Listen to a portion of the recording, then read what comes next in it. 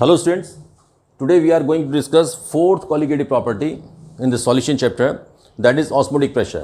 इससे पहले हम तीन colligative properties कवर कर चुके हैं, relative lowering of vapor pressure, elevation in boiling point, depression in freezing point, and this is the fourth one. अब fourth osmotic pressure को समझने से पहले आपको थोड़ा समझना पड़ेगा what is osmosis, कि osmosis से ही osmotic pressure आएगा. ये वैसे एक चीज़ आप पढ़ चुके हैं क्लास 9th में.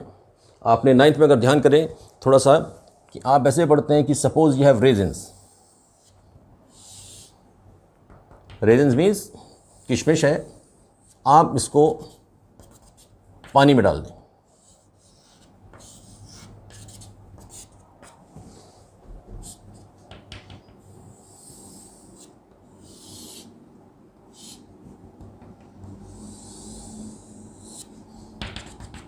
तो थोड़े टाइम बाद ये स्वेलअप हो जाते हैं. ये चीज़ आप क्लास 9 में पढ़ चुके हैं. होता क्या है कि इसमें रेजिन्स के ऊपर, यानी जो किशमिश है इसके ऊपर जो मेम्ब्रेन है, ये आपकी सॉल्वेंट मॉलिक्यूल्स को अंदर आना अलाउ करती है.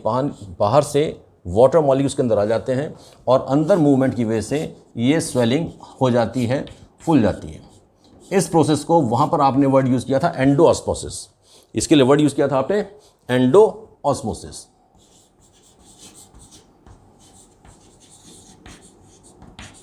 अब इसका रिवर्स अगर हम करें, इसी का रिवर्स करते हैं कि अगर आपने बिल्कुल ठीक इसके अपोजिट आपने पढ़ा है कि सपोज आपने सोलन रेजिन्स लिए, मीन्स ये फूले हुए हैं और आपने इनको डाल दिया कंसंट्रेटेड सॉल्यूशन में. मीन्स ये एक शुगर का सिरप हो सकता है, ये सॉल्ट प्लस वाटर भी हो सकता है, बहुत गाढ़ा थिक सॉल्यूशन है. तो क्या होता है कि थोड़े टाइम बाद ये आपके श्रिंक कर जाते हैं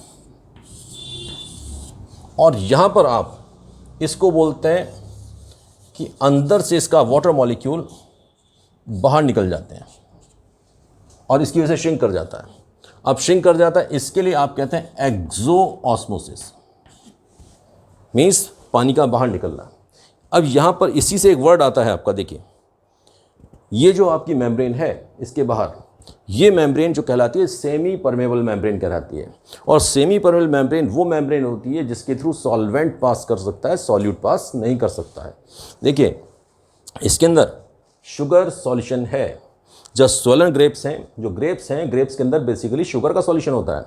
ये शुगर सॉल्यूशन के अंदर से केवल वाटर बाहर आता है, शुगर बाहर नहीं आती है. श्रिंक करने पर शुगर फिर भी अंदर है, इसके अंदर केवल वाटर निकलता है.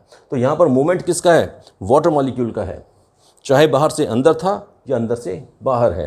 यही सेम चीज़ को हम यहाँ डिस्कशन करते हैं कि सपोज़ आपने एक सॉल्वेंट लिया, एक सॉल्यूशन लिया, दोनों को सेपरेट कर दिया bye semi permeable membrane. Semi permeable membrane जैसे आपके ब्लैडर का मेम्ब्रेन है, आपका रेजिन का मेम्ब्रेन है, या आपका पार्चमेंट पेपर है, ये सभी सेमी परमेबल होती हैं. और semi permeable membrane basic quality क्या है? It allows the movement of solvent, it does not allow the movement of solute. इसके थ्रू केवल सॉल्वेंट पास करता है, सॉल्यूट पास नहीं करता है. और वो क्यों नहीं करता है? कि उसके पोर्स का साइज़, इसके बीच में जो होल्स होते हैं वो इतने छोटे होते हैं, इतने बारीक होते हैं, इतने माइन्यूट पोर्स हैं कि केवल सॉल्वेंट उसके थ्रू एंटर करता है, सॉल्यूट को ये रोक देता है. अब हमने सॉल्वेंट और सॉल्यूशन को सेपरेट किया किससे? Bye semi permeable membrane. तो थोड़े टाइम बाद हम देखते हैं कि सॉल्यूशन का लेवल इंक्रीज करने लगता है. अब इस सॉल्यूशन का लेवल इंक्रीज कर रहा है, इट मीन्स क्या है कि solvent is coming from the right compartment to left compartment. इधर से लेफ्ट वाले कंपार्टमेंट में सॉल्वेंट आ रहा है, यहाँ लेवल कम हो जाएगा, यहाँ लेवल बढ़ जाएगा. ये जो मूवमेंट है, movement of solvent molecules from its higher concentration to its lower concentration. देखिए यहाँ पर सॉल्वेंट है, प्योर सॉल्वेंट, 100% सॉल्वेंट है, और यहाँ सॉल्यूशन, सॉल्यूशन का मतलब क्या है? इसके अंदर सॉल्यूट प्लस सॉल्वेंट है. तो यहाँ 100% सॉल्वेंट, यहाँ सॉल्वेंट कम है. तो जहाँ सॉल्वेंट ज़्यादा है वहाँ से उधर मूव करेगा जहाँ सॉल्वेंट कम है. इसी को बोलते हैं the movement of solvent molecules from its higher concentration to its lower concentration through a semi permeable membrane. Semi permeable membrane के थ्रू जाना, यही कहलाता है आपका ऑस्मोसिस. अब इसी को थोड़ा सा और चेंज करके डेफिनेशन लिखी जाती है आपकी. यहाँ तो हमने सॉल्यूशंस लिखे हैं और सॉल्वेंट था. अब सपोज हम इसको चेंज कर देते हैं, थोड़ा सा चेंज करते हैं इसको. यहाँ पर लिखा हमने डाइल्यूट सॉल्यूशन और यहाँ लिखा हमने कंसंट्रेटेड सॉल्यूशन. यानी कि सपोज ये 1 लीटर वाटर है, ये भी 1 लीटर है, इसके अंदर आपने 100 ग्राम शुगर डाला, इसके अंदर आपने 500 ग्राम शुगर डाला, तो ये बहुत कंसनट्रेटेड होगा, थिक होगा। इसमें भी सेम केस आता है कि डाइल्यूट सॉल्यूशन से कंसर्ट सॉल्यूशन के अंदर आपका सॉल्वेंट आना शुरू हो जाता है। तो हमने यहाँ पर लिखा सेकेंड डेफिनेशन, और the movement of solvent molecules from a less concentrated solution to a more concentrated solution through semi permeable membrane. अगर सॉल्यूशन की बात करें तो ये लेस कंसंट्रेटेड है। लेस कंसंट्रेटेड मीन्स डाइल्यूट है। लेस कंसंट्रेटेड का मतलब सॉल्यूशन तो गाढ़ा नहीं है, कंसंट्रेट नहीं है, लेकिन डाइल्यूट होने की वजह से इसके अंदर वाटर कंटेंट ज़्यादा है। अगर आप ये कहें दोनों डेफिनेशन को पढ़ेंगे तो नॉर्मली बच्चे कंफ्यूज होते हैं। नॉर्मली क्या कन्फ्यूजन होता है कि higher concentration to lower concentration, और यहाँ लिखा हमने less concentrated solution to more concentrated solution. दोनों का मीनिंग सेम है। यहाँ हायर कंसंट्रेशन सॉल्वेंट की है, यहाँ लेस और मोर कंसंट्रेशन सॉल्यूशन की है। तो जब सॉल्यूशन लेस कंसंट्रेटेड है इट मीन्स डाइल्यूट है, इट मीन्स उसके अंदर सॉल्वेंट कंटेंट ज़्यादा है। तो बात वही है, less concentrated solution to more concentrated solution, और a region of high concentration of solvent, जहाँ सॉल्वेंट ज़्यादा है वहाँ से उधर जाना जहाँ सॉल्वेंट कम है, इसको बोलते हैं हम ऑस्मोसिस। अब इसी चीज़ से निकल के आता है एक ऑस्मोटिक प्रेशर। अब ऑस्मोटिक प्रेशर क्या है? अब हम देखें कि यहाँ पर जो डाइल्यूट सॉल्यूशन है, सॉल्वेंट मॉलिक्यूल अपने आप निकलना शुरू होते हैं और कंसंट्रेटेड सॉल्यूशन के अंदर एंटर करते हैं, उसका लेवल बढ़ना शुरू हो जाता है। इट मीन्स क्या है कि यहाँ पर कोई इंटरनल प्रेशर है जो उसको फोर्स कर रहा है सॉल्वेंट मॉलिक्यूल्स को इधर जाने के लिए। तो यही प्रेशर जो कहलाता है ऑस्मोटिक प्रेशर कहलाता है। इसी को बोलते हैं ऑस्मोटिक प्रेशर। और डिफाइन करेंगे इसको, the hydrostatic pressure, the hydrostatic pressure. Hydro means water, static means ये मूवमेंट में नहीं है, स्टैटिक एक जगह रुका हुआ है। The hydrostatic pressure which develops in a less concentrated solution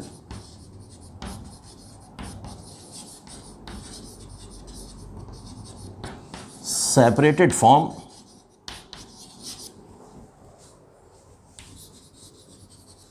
a more concentrated solution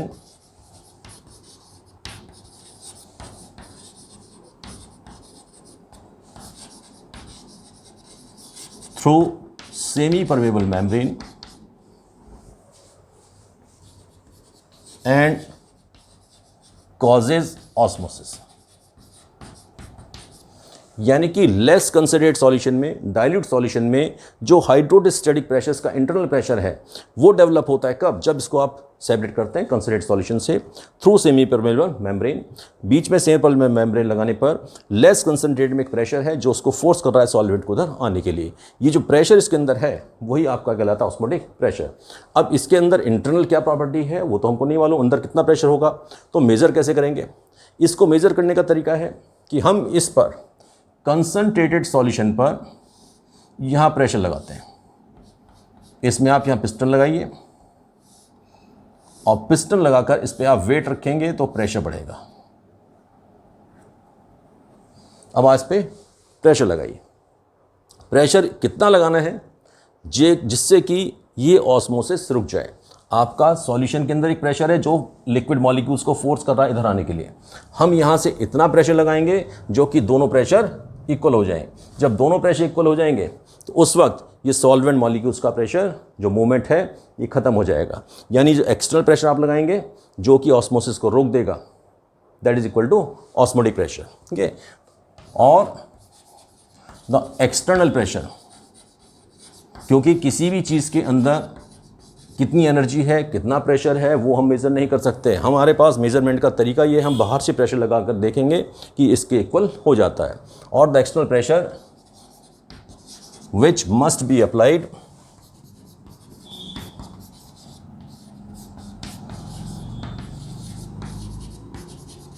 on more concentrated solution which just prevents, यानी जो बिल्कुल रोक देता है। जस्ट प्रिवेंट्स मीन्स केवल रोकना है, just prevents the movement of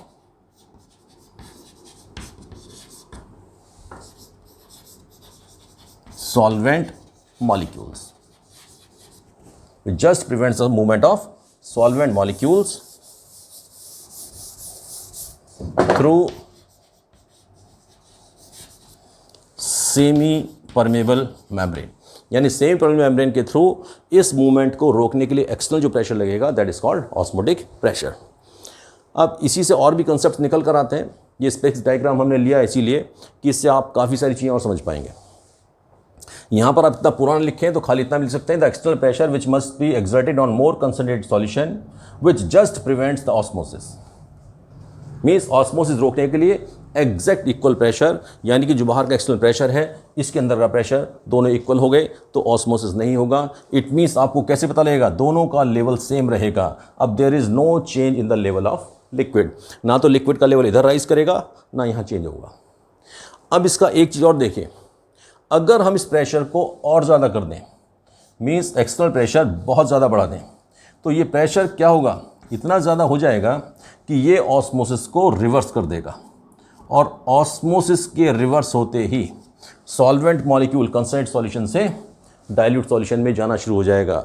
and this process is called reverse osmosis.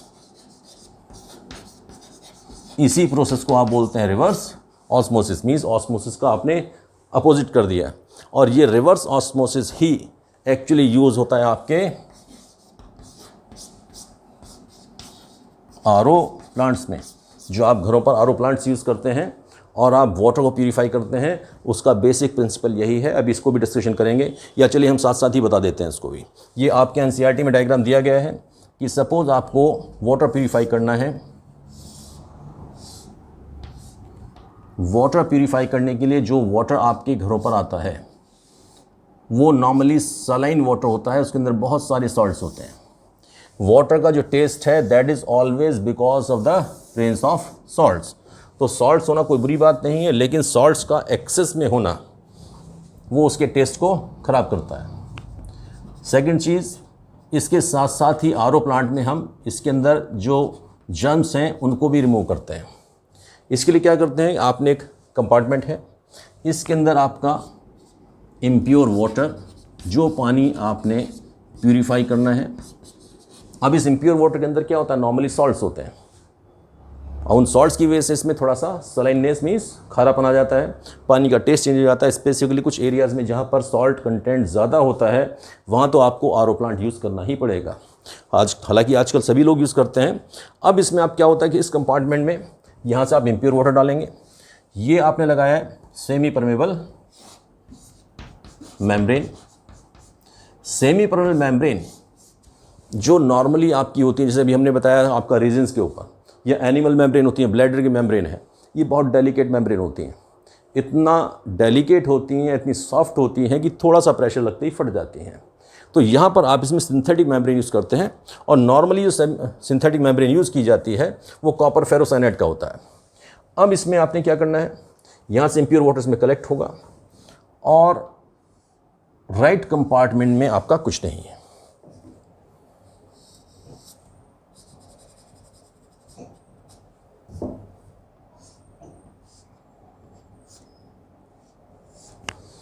अब आप इस वाटर को यहाँ इकट्ठा हुआ,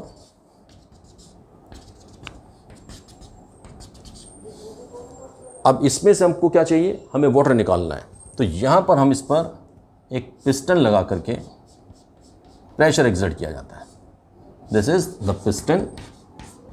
पिस्टन लगा करके हम प्रेशर एक्सर्ट करेंगे और इतना प्रेशर एक्सर्ट करेंगे जो इसके ऑस्मोटिक प्रेशर से ज़्यादा होगा।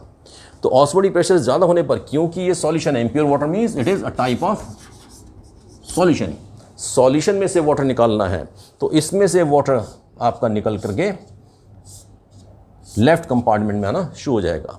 वाटर इधर निकल आएगा, सॉल्ट्स रुक जाएंगे, क्योंकि semi permeable membrane allows the movement of only solvent, it does not allow the movement of solute. Solute का मूवमेंट अलाउ नहीं करता है, केवल सॉल्वेंट का अलाउ करता है। तो वाटर कंटेंट आपका इधर आ जाएगा, इसको आप निकाल सकते हैं, and this is your pure water. जो ड्रिंकिंग वाटर है आप इसको यूज़ कर सकते हैं पीने के लिए। ये बेसिक प्रोसेस होता है आपका आरओ प्लांट का। ये सिंपल एक प्रोसेस है, थ्योरेटिकल कंसेप्ट है, एग्जैक्ट ऐसे नहीं बनता, आरओ प्लांट बनने में काफ़ी सारी टेक्निकल प्रॉब्लम्स होती हैं, बट बेसिक प्रिंसिपल उसका यही है कि सेमी परमेबल मेम्ब्रेन यूज़ की जाती है जो सॉल्ट्स को नहीं निकलने देती। इनके पोर्स का साइज़ इतना कम होता है कि सॉल्यूट मीन्स सॉल्ट है, शुगर है, उसको भी नहीं निकलने देगा, केवल वाटर को आने देगा। साथ साथ इसके अंदर जो जर्म्स वगैरह हैं उनको भी रोकेगा, तो वाटर आपको प्योर मिल जाता है। ये एक एप्लीकेशन है इसी ऑस्मोसिस ऑस्मोटिक प्रेशर का। चलिए अब नेक्स्ट टॉपिक इसमें करते हैं हम। इस ऑस्मोटिक प्रेशर का मेजरमेंट के लिए एक बर्कले हर्टे मेथड भी आता है, हालांकि सिलेबस में नहीं है। सेम कंसेप्ट आपके वजह से क्लियर हो चुके हैं, मैं डिस्कस कर लेता हूं उसको भी। आप देखें कि ऑस्मोटिक प्रेशर मेज़र करने का जो एक्चुअल डिवाइस है वो कैसा है।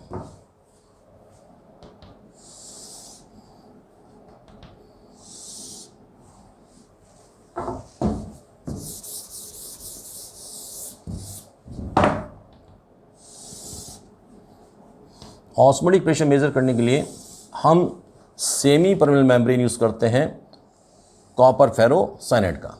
अब कॉपर फेरोसाइनाइड एक केमिकल कंपाउंड है, इसको डिपॉजिट किया जाता है एक पोरस पॉट पर। Porous pot means earthen pot है, अर्दन मटेरियल का बना है, यानी सॉल और क्ले टाइप मटेरियल है, उससे बना है।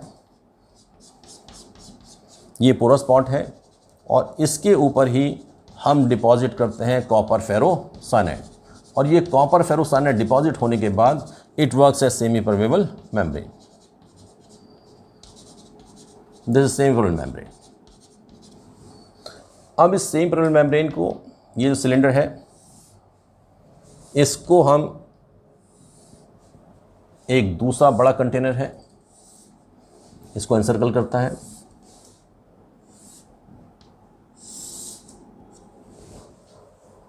और यहीं पर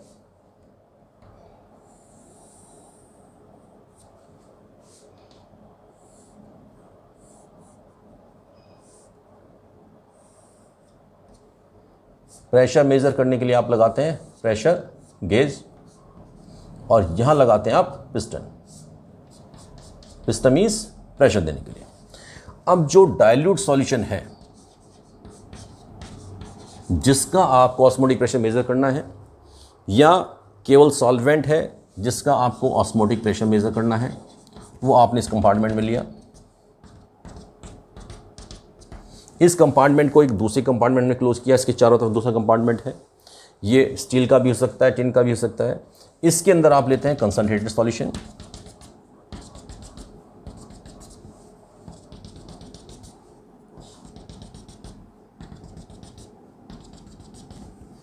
इधर लेफ्ट साइड में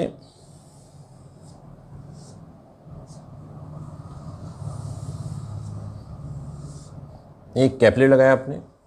जब लिक्विड्स के अंदर बनाया तो इसके अंदर भी लिक्विड का एक लेवल होगा, और राइट साइड से एक रिजर्वॉयर देते हैं। रिजर्वॉयर मीन्स अगर आपको सॉल्वेंट इसके अंदर डालना है, एक्स्ट्रा ऐड करना है, तो उसके लिए राइट साइड में आपने एक रिजर्वॉयर दिया है।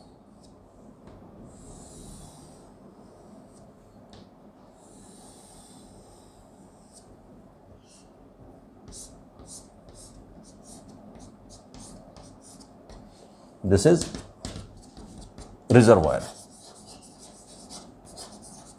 मीन्स एक्स्ट्रा सॉल्यूट अगर आपको डालना है इसके अंदर, एक्स्ट्रा सॉल्यूशन डालना है तो आप इसे यहां से डाल सकते हैं। अब देखिए यह डाइल्यूट सॉल्यूशन हो गया, बाहर इसके कंसंट्रेटेड सॉल्यूशन है, ये बाहर कंसंट्रेटेड सॉल्यूशन है, और बीच में सेमी परमेबल मेम्ब्रेन है। And this semi permeable membrane porous spot है, और इस पोरस स्पॉट के ऊपर ही आपने semi permeable membrane of copper ferrocyanide Cu4FeCN6, Cu4FeCN6, ये बेसिकली कॉपर फेरोसाइनाइड है, और ये एक और आपका बेसिकली कोर्निशियन कंपाउंड है जो अभी आप पढ़ेंगे लेटेस्ट स्टेज पे। अब डाइल्यूट सॉल्यूशन से एक टेंडेंसी है कि इसके मॉलिक्यूल जाएंगे कंसंट्रेटेड सॉल्यूशन में, जब ये यहाँ से बाहर निकलना शुरू होंगे तो इसके अंदर लिक्विड कम होगा, लिक्विड कम होगा तो कैपिलरी से लेवल लाइन आपका डाउन होना शुरू होगा। अब ये क्या होना शुरू हो गया, ऑस्मोसिस। हमें क्या करना है, प्रेशर मेजर करना है, ऑस्मोटिक प्रेशर। तो हम बाहर से इस पर प्रेशर लगाएंगे। कितना प्रेशर लगाएंगे, जिससे कि ऑस्मोसिस जस्ट प्रिवेंट हो जाए, रुक जाए, मीन्स जो लेवल है लिक्विड का वहीं बना रहे। लिक्विड सेम है यहाँ पर लेवल, इट मीन्स ना तो बाहर जा रहा है ना बाहर से अंदर आ रहा है। ऑस्मोसिस रुक गया, यहाँ से जो आपने प्रेशर लगाया वो मेजर हो जाएगा प्रेशर गेज से, दैट इज़ ऑस्मोटिक प्रेशर। अब यहाँ से अगर प्रेशर आप एक्स्ट्रा लगा देंगे तो एक्स्ट्रा लगाने पर सॉल्यूशन में से अंदर लिक्विड अंदर आना शुरू हो जाएगा, यही आपका रिवर्स ऑस्मोसिस हो जाएगा। अब चलिए बात करते हैं इसकी मैथमेटिकल पार्ट की, कि आप न्यूमेरिकल्स करेंगे तो कैसे करेंगे। उसके लिए आप पढ़ते हैं आइडियल इक्वेशन फॉर सॉल्यूशन। यहाँ पर एक साइंटिस्ट हुए वेंट हॉफ,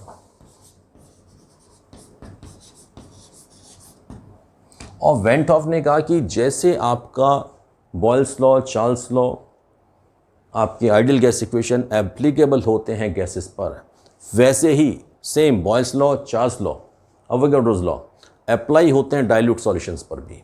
जैसे बॉयल्स लॉ आपने पढ़ा है कि V is inversely proportional to P, Charles law पढ़ते हैं V is directly proportional to T, Avogadro's law पढ़ते हैं V is directly proportional to N। और फिर जब आप इसको करते हैं कंबाइन, तो कंबाइन करके V is directly proportional to 1/P into T into N। P इधर ले लें आप, तो PV is directly proportional to N into T, और इक्वल करते हैं तो PV is to N into R into T। ये गैस कांस्टेंट आप यूज़ करते हैं। Same laws, Boyle's law, Charles law, Avogadro's law को मिला करके आइडियल गैस इक्वेशन आती है आपकी PV/NRT क्लास 11th में। सेम यहाँ पर सॉल्यूशन में आ जाता है।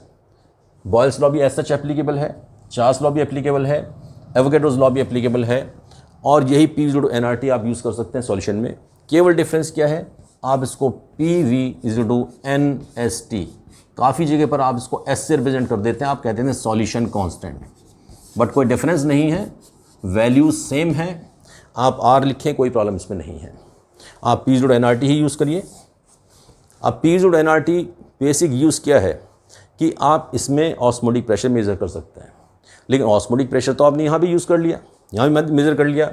ये जो मेथड है ये आपका कहलाता है बर्कले हार्टलेज मेथड।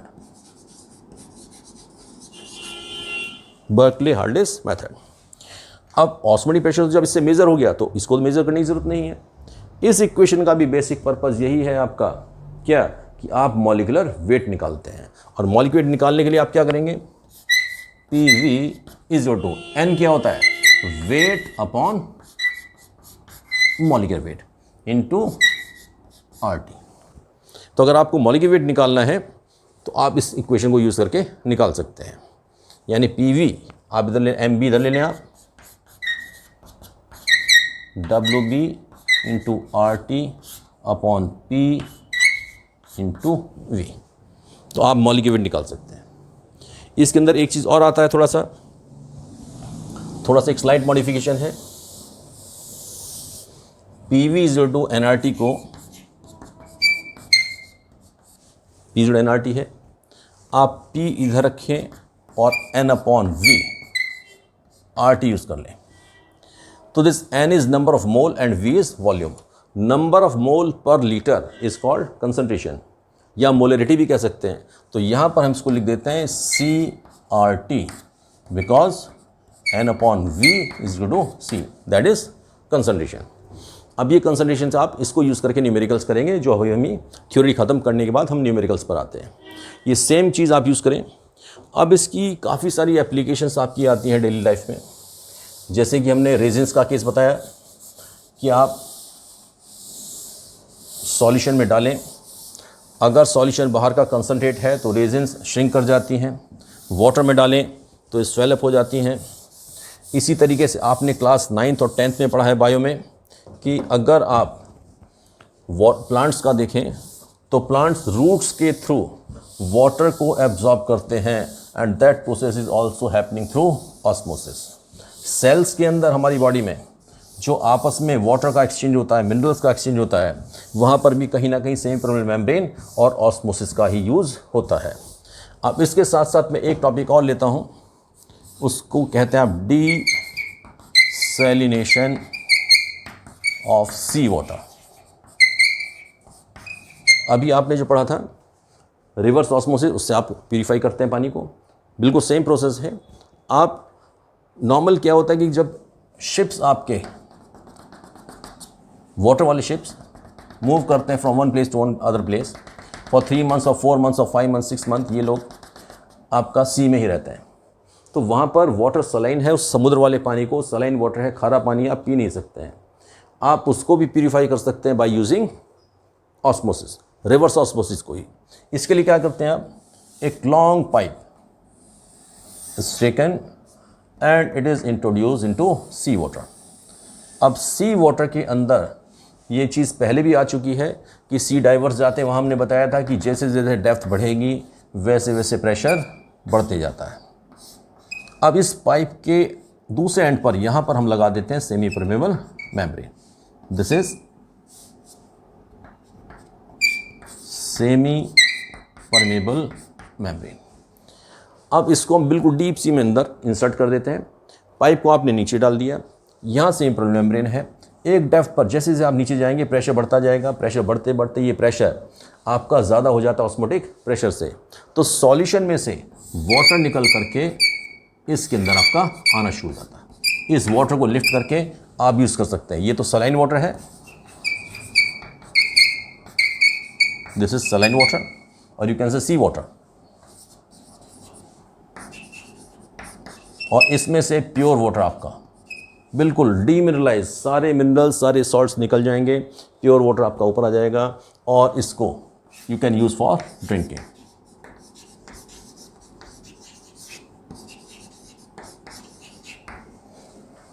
आप इस तरह की काफ़ी सारी एप्लीकेशंस आप यूज़ करके न्यूमेरिकल्स कर सकते हैं। अब इसके अंदर एक चीज़ और आती है, वो अक्सर न्यूमेरिकल्स में यूज़ होती है कि अगर दो सॉल्यूशन है और दोनों का osmotic pressure P1 becomes equal to P2, तो ऐसे सॉल्यूशंस को आप बोल देते हैं आइसोटॉनिक। इसकी एप्लीकेशन आती है कि जैसे आप लोग इंजेक्शंस दिया करते हैं डॉक्टर्स, या आपका ग्लूकोज पेशेंट को दिया जाता है, तो ग्लूकोज अगर पेशेंट को दिया जाएगा तो उसकी कंसंट्रेशन ब्लड के कंसंट्रेशन से मैच करना चाहिए, अदरवाइज़ आपके ब्लड में जा कर के प्रॉब्लम क्रिएट करेगा। तो उस केस में कंसंट्रेशन सेम रखने के लिए ये जो सॉल्यूशन आपका है वो आइसोटॉनिक होना चाहिए। आइसोटॉनिक मीन्स उसका ऑस्मोटिक प्रेशर आपके ब्लड के ऑस्मोटिक प्रेशर के बराबर होना चाहिए।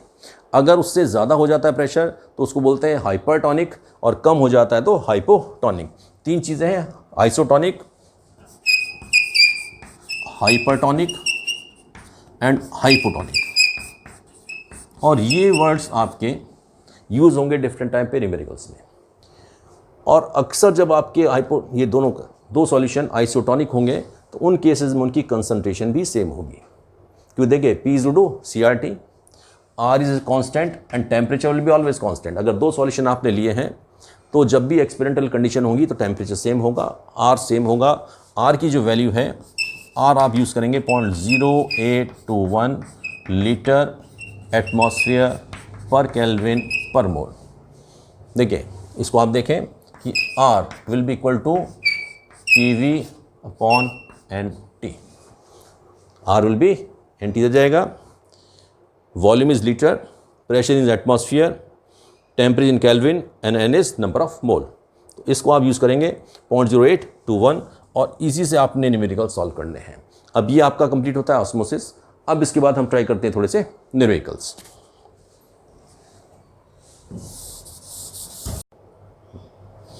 देखिए फर्स्ट न्यूमेरिकल देखते हैं कि 200 centimetre cube of an aqueous solution means ये क्या है, आपका वॉल्यूम है 200 centimetre cube, means you can से 200 ml।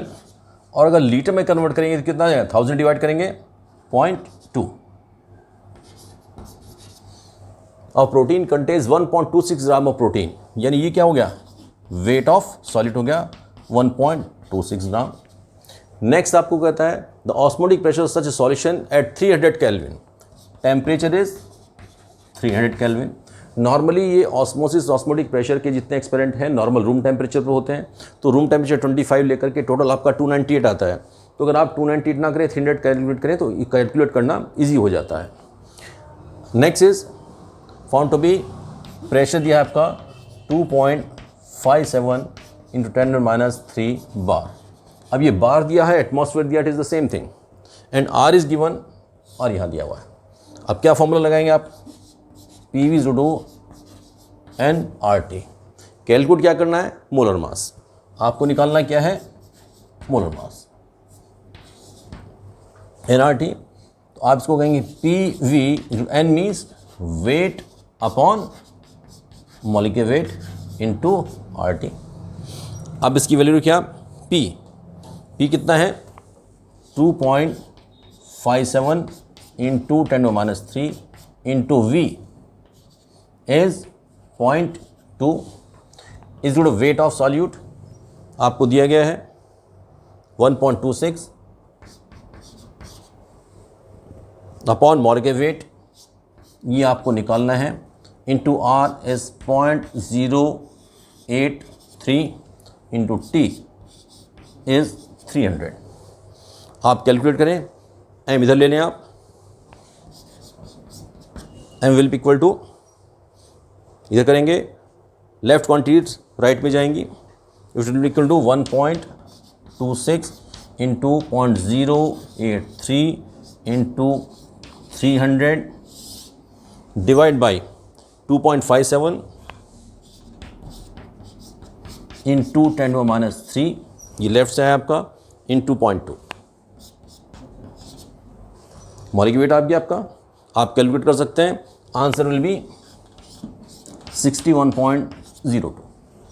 आप कैलकुलेट करके आराम से खुद भी कर सकते हैं, क्यों, because only multiplication division is left, बाकी आपका न्यूमेरिकल हो चुका है।